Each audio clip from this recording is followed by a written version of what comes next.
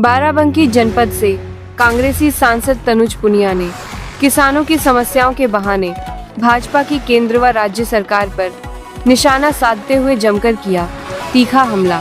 सांसद तनुज पुनिया ने जनपद बाराबंकी में किसानों को खाद न मिलने की समस्याओं को लेकर भाजपा सरकार को किसान विरोधी सरकार बताया। कांग्रेसी सांसद तनुज पुनिया ने बड़ा आरोप लगाते हुए कहा कि भारी मात्रा में अधिकारियों द्वारा किसानों को 10 बोरी पर अंगूठा लगाकर 2 ही बोरी खाद दिए जाने की बात बताई, जिससे खाद की कमी के चलते फसल की पैदावार काफी कम होने से किसानों को भारी नुकसान होने का अंदेशा है।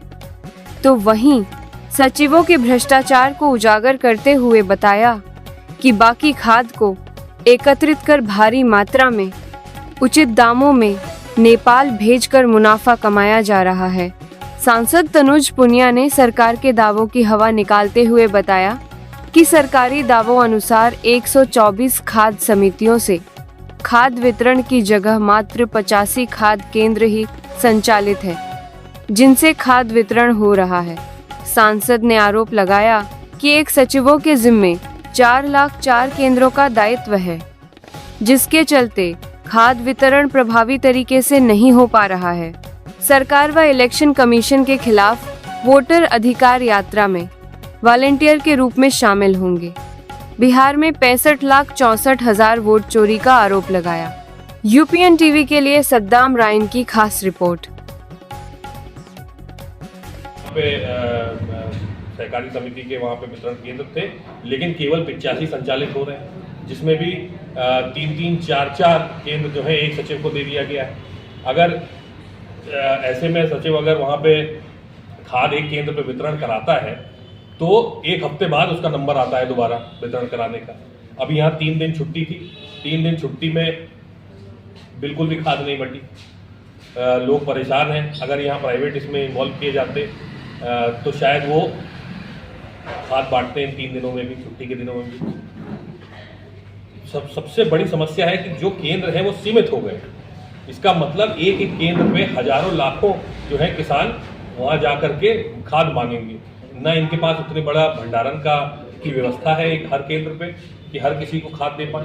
तो जिसको 10 बोरी भी चाहिए, उसके पास खितौनी है, उसके पास सब है, तो अगर उसको 10 बोरी भी चाहिए तो वो 1 या 2 बोरी ही ले सकता है, क्योंकि उतनी खाद ही नहीं है वहाँ उस केंद्र पे। कहे अगले हफ्ते आइए।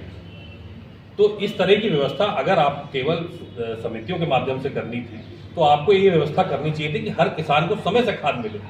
खाद का सबसे बड़ा जो पॉइंट है वो ये है कि समय पे ही वो काम आएगी।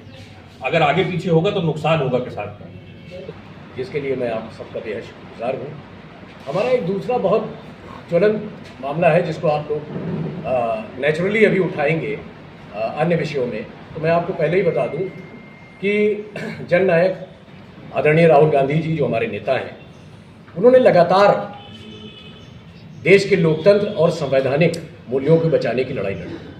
इसी क्रम में उन्होंने 6 महीने तक महादेवपुरा की एक विधानसभा सीट पे पूरी रिसर्च की और उसके बाद उन्होंने 7 और 8 अगस्त को इस बात का खुलासा किया कि चुनाव आयोग अब हमें बताए। अभी तक तो हमारे दावों को चुनाव आयोग चुनाव आयोग के पास कोई पुख्ता जवाब राहुल गांधी जी के खुलासे का नहीं। उल्टे वो शपथ पत्र मांग रहा है। चुनाव आयोग के तमाम पूर्व चुनाव आयुक्तों के बयान को अगर ले लिया जाए तो शपथ पत्र की कोई आवश्यकता नहीं। और अगर शपथ पत्र की इतनी ही ज़रूरत थी चुनाव आयोग को, तो मुझे लग रहा है कि उत्तर प्रदेश के उपचुनाव में माननीय अखिलेश यादव जी जो समाजवादी पार्टी के राष्ट्रीय अध्यक्ष हैं, उन्होंने 18,000 शपथ पत्र दिए थे। एक भी BLO उनके ऊपर शपथ पत्र के ऊपर नहीं हटा, उसके ऊपर कोई कार्रवाई नहीं। आज हमारे राहुल गांधी जी वोट अधिकार यात्रा का आगाज बिहार के सासाराम से करने जा रहे हैं। माननीय सांसद जी को भी पश्चिम चंपारण का प्रभारी बनाया गया। 28 अगस्त को पश्चिम चंपारण राहुल गांधी जी पहुंचेंगे और आज सासाराम से वोट अधिकार यात्रा को निकाल रहे हैं। तो हम सब इस बात का समर्थन भी कर रहे हैं।